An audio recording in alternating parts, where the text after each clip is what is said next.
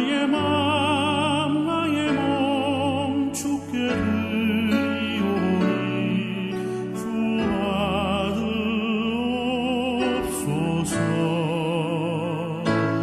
주님 내가 여기 있사오니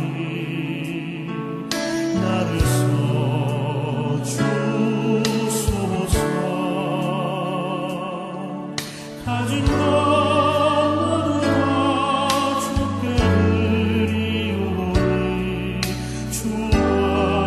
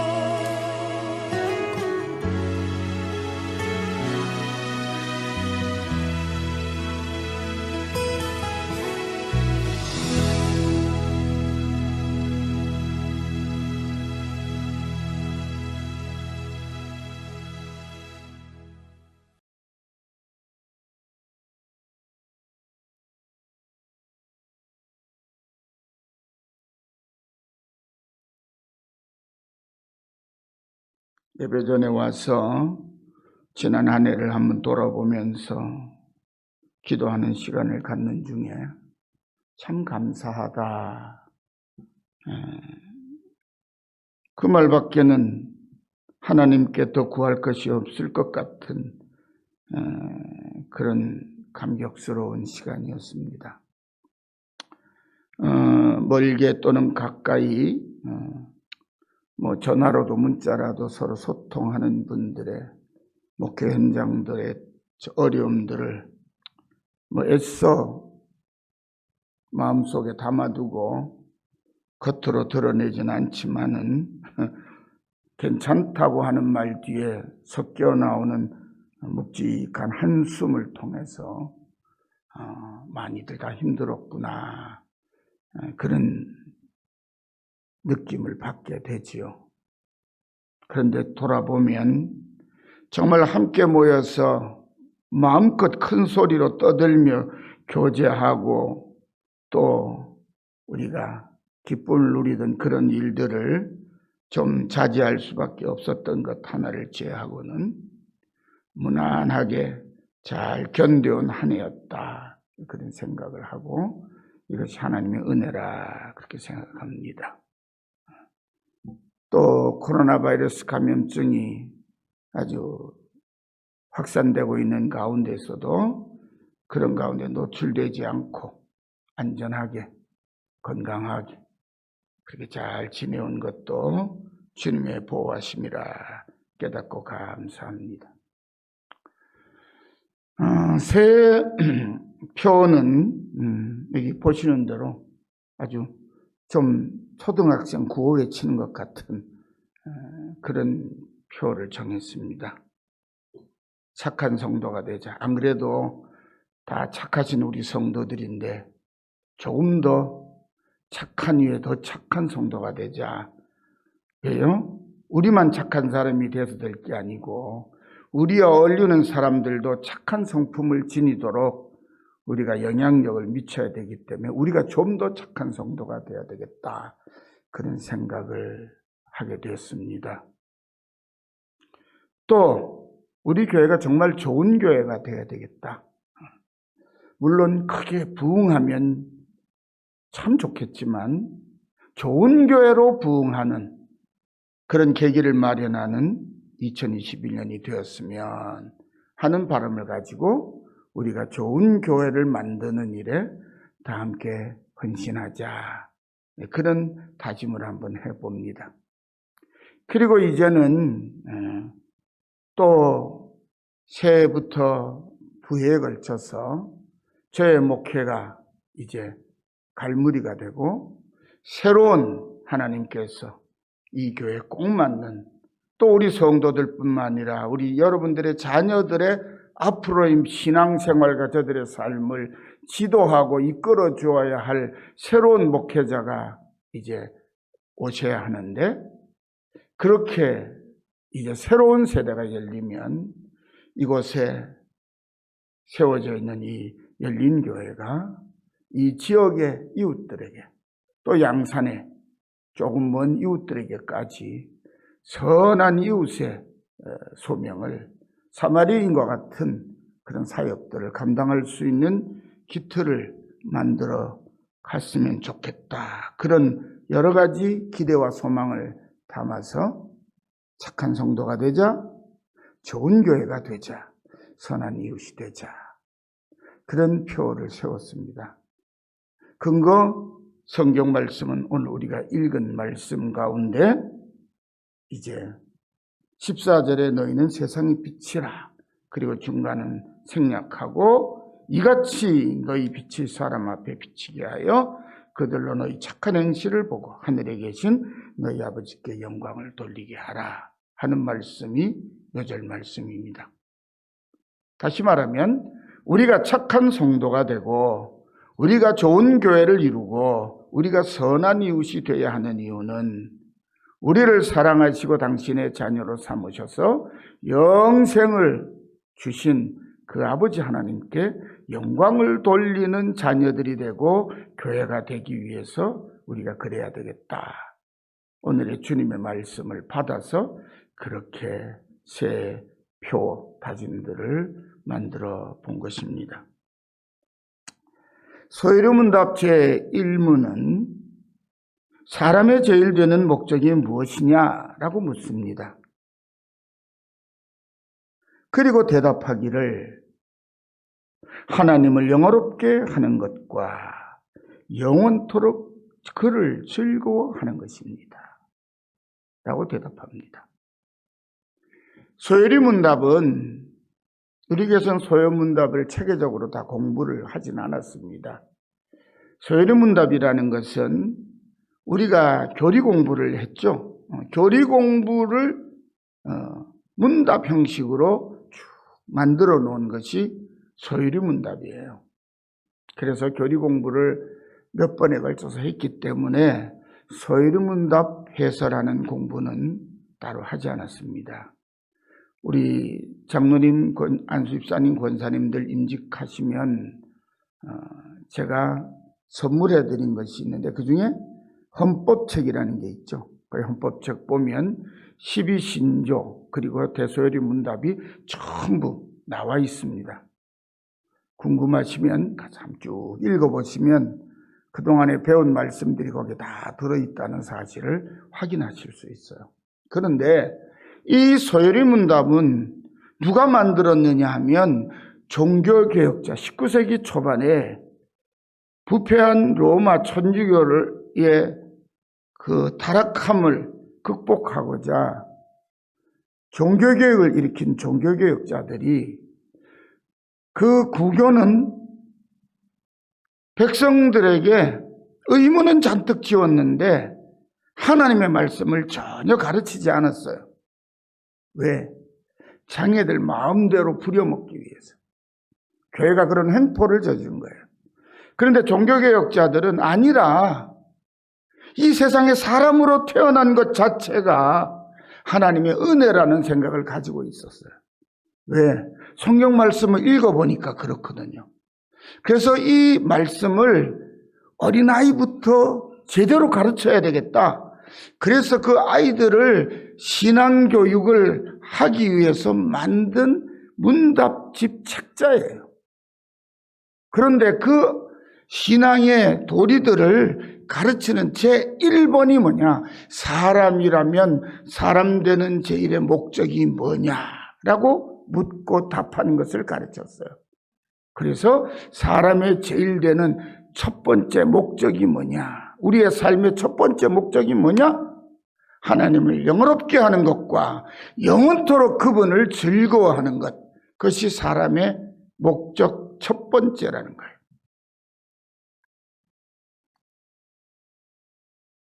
이 종교개혁자들의 가르침은 너희는 세상의 빛이라 이같이 너희 빛이 사람 앞에 비치게 하여 그들로 너희 착한 행실을 보고 하늘에 계신 너희 아버지께 영광을 돌리게라고 하신 우리의 주님 예수님의 말씀을 그대로 따른 것이라고 생각합니다.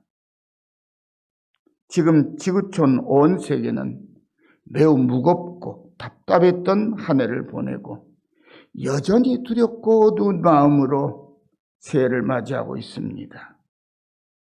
우리들 가운데 좋은 뜻을 가진 사람들은 사람들의 이 어두운 마음을 조금이라도 위로해 줄까, 유쾌하게 만들어 줄까 하는 마음으로 여러 가지 재미있는 방법들을 찾아내는 것을 보면 아직까지 우리 주변에는 정말 착하고 고마운 이웃들이 적지 않다는 생각이 들었습니다.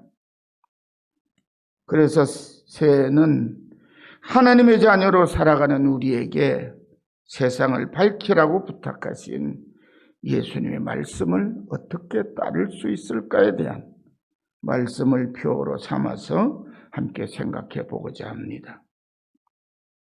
이미 보시고 말씀드린 대로 새 표는 너희는 세상의 빛이라 이같이 너희 빛이 사람 앞에 비치게 하여 그들로 이 착한 행실을 보고 하늘에 계신 너희 아버지께 영광을 돌리게 하라고 부탁하신 예수님의 말씀을 따라서 이 암울한 세상을 밝히고 우리 아버지 하나님께 영광을 돌리기 위해 착한 성도가 되자, 좋은 교회가 되자, 선한 이웃이 되자는 다짐을 정해보았습니다. 오늘의 말씀은 우리 모두에게 너무나 익숙한 말씀이죠. 예수님 먼저 너희는 세상의 소금이니 소금이 만일 그 맛을 잃으면 무엇으로 짜게 하리요? 후에는 아무 쓸데없어 다만 밖에 버려져 사람에게 밟힐 뿐이라 말씀하셨습니다. 오늘날 세상 사람들이 교회를 하여 손가락질하고 비웃고 조롱하고 거침없는 험한 말로 욕을 하는 이유는 지금 우리가 세상 사람들에게 밟히고 있는 모습인 겁니다. 왜 그렇게 됐을까요? 우리가 그리스도인으로서의 참맛을 잃어버렸기 때문이 아닌가 생각해 봅니다. 요즘 세상 사람들은 정말 살맛 안 난다는 말을 많이 합니다. 마음에 드는 일이 별로 없다는 말이겠지요. 실제로 세상 소식을 전해주는 TV의 뉴스를 보면 우리 세상 살맛 안 난다 싶은 생각이 들기도 합니다. 그렇다면 살맛을 잃어버린 이 세상을 살맛 나게 하려면, 그리고 그 살맛 나는 세상이라는 건 어떤 모습일까? 그런 생각을 한번 해봅니다. 며칠 전에 TV에 나온 스포츠 뉴스에서 한 기자가 지난 한 해 동안에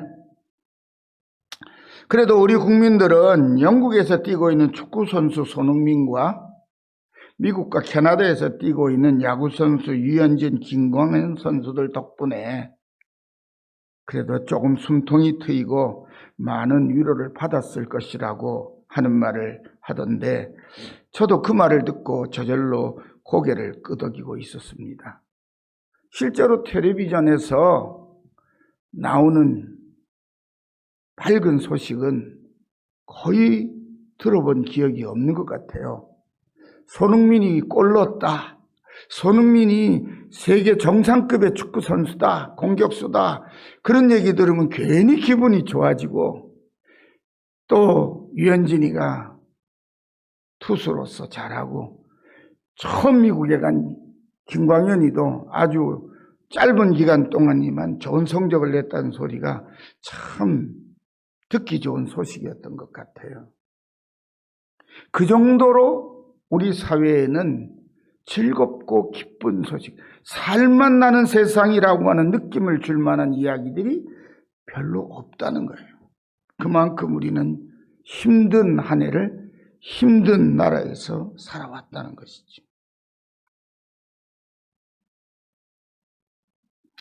그리고 말씀을 준비하면서 지금 세상이 어둡고 답답한 이유가 혹시 예수님의 말씀처럼 믿음의 자녀인 우리들이 소금의 맛을 잃어버린 것 때문은 아닐까 하는 생각이 들었습니다.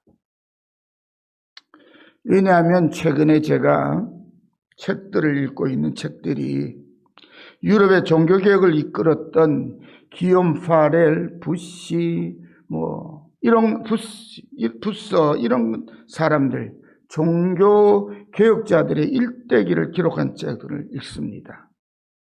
왜 그 책을 읽게 되었냐면 종교개혁 시대에도 팬데믹 현상이 있었어요. 유럽을 휩쓰는 전염병이 있었습니다. 그래서 종교개혁자들은 결혼을 하면 자녀들을 상당히 많이 낳았어요. 주시는 대로 낳아가지고. 그래서 부서 같은 사람도 5 자녀와 부인을 그 전염병으로 잃어버려요. 많은 분들이 그래요. 그런데 또한 놀라운 것은 오늘날 우리는 팬데믹 상황에서 모두가 움츠러들어 있죠. 그리고 의료진들이 그걸 다 떠맡고 있어요. 그런데 이 종교개혁 시대, 아니 그 이전에 중세시대도 마찬가지예요. 초대교회 시대도 마찬가지고.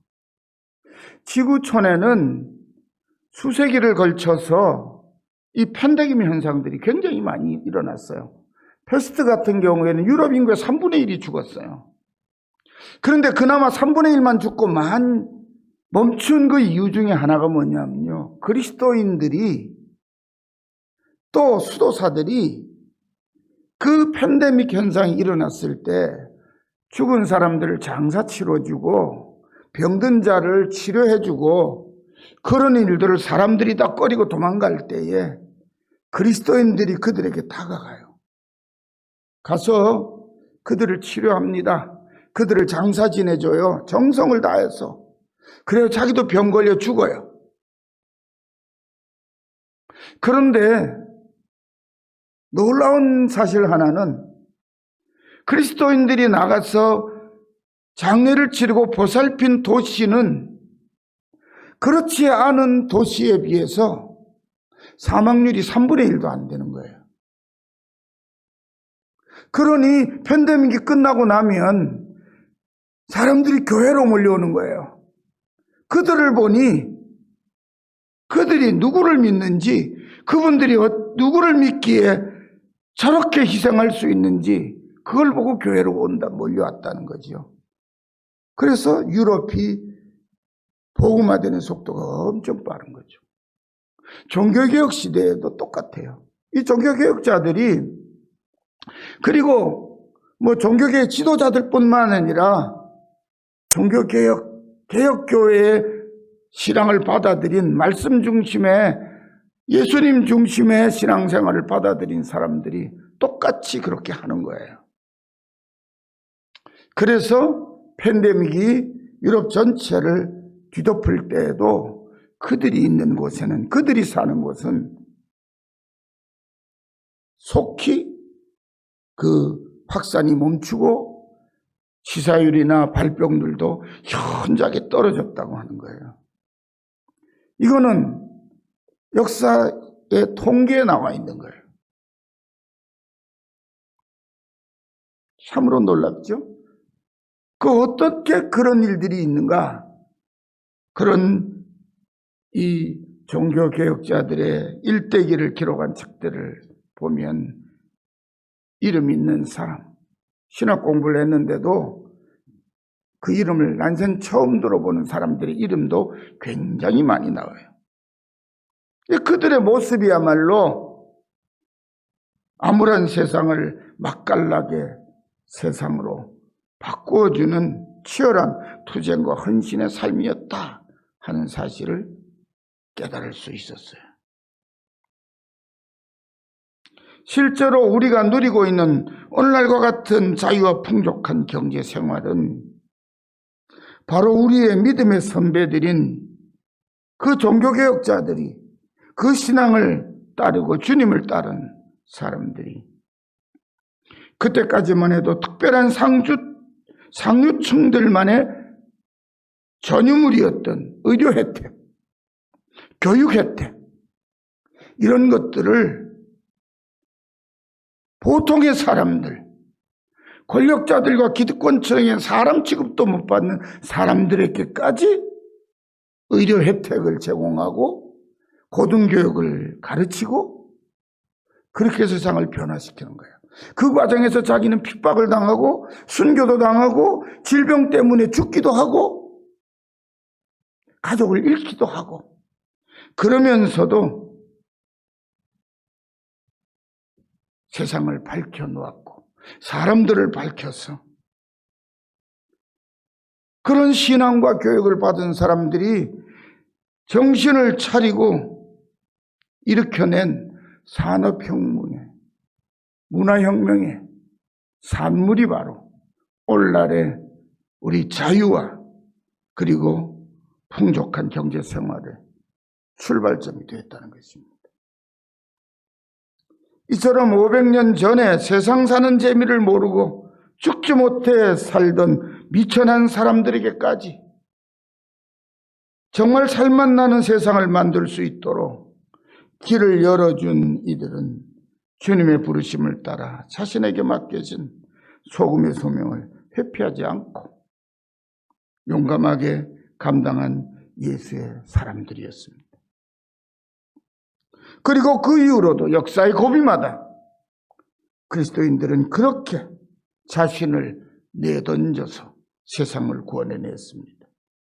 그분들이야말로 오늘의 우리가 본받아야 할 진정한 세상의 소금들이 아니었는가 생각됩니다. 너희는 세상의 소금이니 세상을 맛깔나게 만들라고 하신 예수님은 다시 너희는 세상의 빛이니 너희 빛을 숨겨두지 말고 그 빛으로 어두운 세상을 밝히라고 말씀하십니다. 너희는 세상의 빛이라. 산 위에 있는 동네가 숨기지 못할 것이요 사람이 등불을 켜서 말 아래 두지 아니하고 등정 위에 두나니 이러므로 집안 모든 사람에게 비치느니라. 오늘 우리의 이웃들이 하는 말 중에는 세상이 왜 이래? 라는 말이 가장 많은 것 같습니다. 저도 그런 생각이 듭니다. 도대체 세상이 어쩌려고 이래? 정말 세상 돌아가는 것을 보면 자기 체면을 생각해서 겉으로 내뱉지는 않아도 아마 누구라도 이 말에는 동의를 할 것 같습니다. 그런데 예수님을 믿는 성도들마저 세상 사람들과 똑같이 그런 말로 투정을 부린다면 누가 이 세상을 변화시킬 수 있을까요? 예수님의 말씀은 너희가 세상을 전부 밝히라는 말씀이 아닙니다. 예수님은 먼저 너희 작은 빛으로 네 집안부터 밝히라고 오늘 말씀하고 있습니다. 태양이 아닌 이상 온 세상을 밝힐 수 있는 빛은 없는 것처럼 우리 역시 의의 태양이신 예수님이 아니기에 온 세상을 밝히는 빛이 될 수는 없습니다. 하지만 예수님의 말씀처럼 작은 등불을 켜서 등경 위에 두어 내 주변 집안에 함께 있는 사람들 주변을 환하게 밝혀줄 수는 있습니다. 우리가 밝힌 적은 빛이 어둠을 몰아내주기 때문입니다. 요한복음 1장에 보면 세상에 오신 하나님의 아들 예수님께서 참되고 영원한 생명의 빛을 자기 백성들에게 비추셨지만 그 백성들은 깨닫지 못했다는 말씀이 반복해서 나옵니다. 4절 5절에 보면 그 안에 생명이 있었으니 이 생명은 사람들의 빛이라 빛이 어둠에 빛이 되어 어둠이 깨닫지 못하더라. 또 9절 10절에 보면 참빛 곧 세상에 와서 각 사람에게 비추는 빛이 있었나니 그가 세상에 계셨으며 세상은 그로 말미암아 지은 바 되었으되 세상이 그를 알지 못하였다고 말씀하고 있습니다. 빛의 근원이 되시는 예수님께서 비추시는 빛도 깨닫지 못하는 어둠의 사람들을 예수님과는 감히 비교조차 할 수 없는 작은 빛에 불과한 우리가 어떻게 세상을 밝힐 수 있겠습니까? 그런데 예수님은 우리에게 너희는 세상의 빛이라 너희 빛을 사람들 앞에 비춰라. 그래서 사람들이 너희 착한 행실을 보고 너희 하나님 아버지께 영광을 돌리게 하라고 말씀합니다. 우리에게 주신 작은 불빛을 말 안에 감추어두고 나만 보고 있을 게 아니라 그 빛을 밝은 곳에 밝히 드러내서 먼저 너희 집 가까운 주변부터 밝히라고 말씀하고 계십니다. 그리고 한 걸음 더 나아가서 이같이 너희 빛이 사람 앞에 비치게 하여 그들로 너희 착한 행실을 보고 하늘에 계신 너희 아버지께 영광을 돌리게 하라. 여러분, 나은 사람이지만 정말 바람만 불면 꺼질 것 같이 나약한 빛이라도 내가 그 빛을 비추면 어둠에 있던 내 가족들, 내 주변에 있는 사람들이 빛의 사람이 되죠. 빛을 받은 사람이 되잖아요. 우리도 원래 어둠이었어요. 너희가 전에는 어둠이더니 라고 사도 바울은 말해요. 그러나 이제는 주 안에서 빛이라고 말하죠. 예수님의 빛을 받아서 작은 불이 됐다는 거예요. 그러므로 빛의 자녀들처럼 살아라, 행하라. 빛에 일면은 모든 착함과 이로움과 진실함이 있느니라. 우리가 빛을 어떻게 비출 수 있는지를 말하고 있어요. 오늘 주님도 저들로 너희 착한 행실을 보고 너희 아버지께 영광을 돌리게 하라. 사도 바울은 주께 기쁘시게 할 것이 무엇인지 생각해 보라. 같은 말씀이지. 주님의 말씀을 그렇게 받아서 그렇게 전해준 거예요. 그렇습니다. 우리가 작은 불빛이지만은 우리의 작은 불빛이 사람들을 빛의 사람으로 만들 수 있다는 것이에요. 우리가 비추는 빛을 보고 어둠에 있던 사람들이 참빛 대신 주님께로 나오게 하려면 그들이 주님께 나올 수 있는 길을 우리가 비추어 주어야 한다는 것이에요. 그 빛을 보고 어둠의 사람들이 주님께로 나올 수 있다는 것이에요. 그 사실을 확신하고 있었던 종교개혁자들은 그래서 자신을 불살라 세상을 밝혔던 거예요. 그러자 정말 주님이 말씀하신 대로 그 빛을 보고 수많은 사람들이 주께로 주님의 교회로 돌아온 거예요.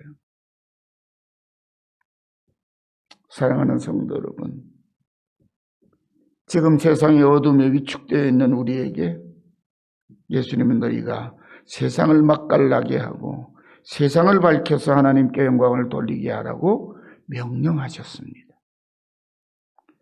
오늘 저와 여러분이 모두는 주님의 이 말씀을 우리에게 반드시 지켜야 한다고 하시는 명령으로 받아야 하겠습니다. 이제 우리는 주님의 명령을 받들어야 합니다. 우리가 어떻게 하면 주님의 이 명령을 받들어 우리가 사는 세상이 살맛나고 사람들이 내일에 대한 희망을 품을 수 있도록 희망을 줄 수 있을까요? 우리에게 정말 그런 일을 감당할 만한 힘은 있는 것일까요? 지레 겁을 먹고 뒤로 물러나지 마시기를 바랍니다. 나는 안 돼. 그러지 마시기를 바랍니다. 주님의 약속을 믿고 용기를 내서 주님이 가르쳐 주신 대로 우리 주변의 사람들에게 사랑하는 하나님을 알지 못하는 가족과 친지와 귀한 분들에게 작은 일부터 시작하면 될 것입니다. 부활하신 예수님은 세상에 남겨두시는 아끼고 사랑하는 제자들에게 정말 힘이 되는 놀랍고 귀한 약속을 하셨습니다. 마태복음 28장 18절에 20절 대위임령이라고 우리가 흔히들 말하는 구절입니다. 예수께서 나와 말씀하여 이르시되 하늘과 땅의 모든 권세를 내게 주셨으니 그러므로 너희는 가서 모든 민족을 제자로 삼아 아버지와 아들과 성령의 이름으로 세례를 베풀고 내가 너에게 분부한 모든 것을 가르쳐 지키게 하라. 그리고 마지막 20절에 볼지어다 내가 세상 끝날까지 너희와 항상 함께 있으리라. 할렐루야. 주님 말씀하셨습니다. 하나님께서 아버지께서 하늘과 땅의 모든 권세를 내게 주셨다. 내가 모든 하늘과 땅의 모든 권세를 가진 너희의 주다. 그런데 내가 세상 끝날까지 너희와 항상 함께 있다. 그러니 담대하게 나가서 내가 너희에게 가르쳐 분부한 것을 가르치고 지켜라. 지키도록 해라. 이 말씀 뭐죠? 너희가 받은 복음의 빛을, 너희가 받은 사랑의 빛을, 너희가 받은 선한 영향력의 빛을 사람들에게 비추어 그들의 앞길을 밝혀주어라. 그들이 내게로 올 수 있도록 빛을 밝히는 빛의 사람이 되어라. 그렇게 말씀하시는 거죠. 우리와 함께 부대끼며 살아가는 우리 주변의 사람들이 우리들로 말미암아 하나님의 은택을 느끼고 인정할 수 있을 때까지 우리는 그리스도의 맛을 내야 하고 그리스도의 빛을 밝혀야 합니다. 하나님의 영광은 그때가 되어야 밝히 드러나기 때문입니다. 여기에 우리의 인내와 충성이 필요합니다. 이제 말씀을 마칩니다. 2021년 새해는 아버지 하나님께서 당신의 자녀들인 우리들이 이 어두운 세상을 하나님의 뜻대로 밝혀주기를 기대하시고 기다리시고 도와주시는 것을 굳게 믿으시기를 축원합니다. 그리고 우리 모두 예수 안에서 낙심하지 말고 착한 성도가 되고 좋은 교회가 되고 선한 이웃이 돼서 하나님께는 영광을 돌리고 우리는 아버지로부터 하늘의 위로와 축복과 평강을 풍족하게 받아 누리시기를 우리의 주 예수님의 이름으로 간절히 축원합니다. 기도합시다. 하나님 아버지 감사합니다. 정말 새로운 한 해를 맞이하면서 그리스도 예수의 사람으로 온전한 모습을 이루기까지 우리 자신들을 바로 세워서 주의 말씀에 순종해서 주님의 약속하신 바를 굳게 믿고 빛의 자녀로 소금의 맛을 내는 소중한 성도요 교회의 일원으로 또 우리 사회의 이웃으로 아름답게 살아가는 저희들 모두가 되고 그리함으로 하나님이 기뻐하시며 베풀어 주시는 은혜와 축복과 평강 가운데 항상 기뻐하고 즐거워하며 감사하며 사는 우리 모든 열린 가족들 또 우리의 이웃들 우리의 형제 자매와 자손들 되게 하옵소서. 예수님의 이름으로 간절히 기도드리옵나이다. 아멘. 다 함께 새 인사 나눕시다. 새해 복 많이 받으십시오. 하나님의 은혜와 축복과 평강이 선한 손길로 인도하심이 2021년 한 해 동안 변함없이 끊임없이 우리를 인도해 주셔서 작은 꿈들을 또 소망들을 아름답게 꽃피우고 열매 맺는 한 해가 되시기를 간절히 축원합니다. 감사합니다.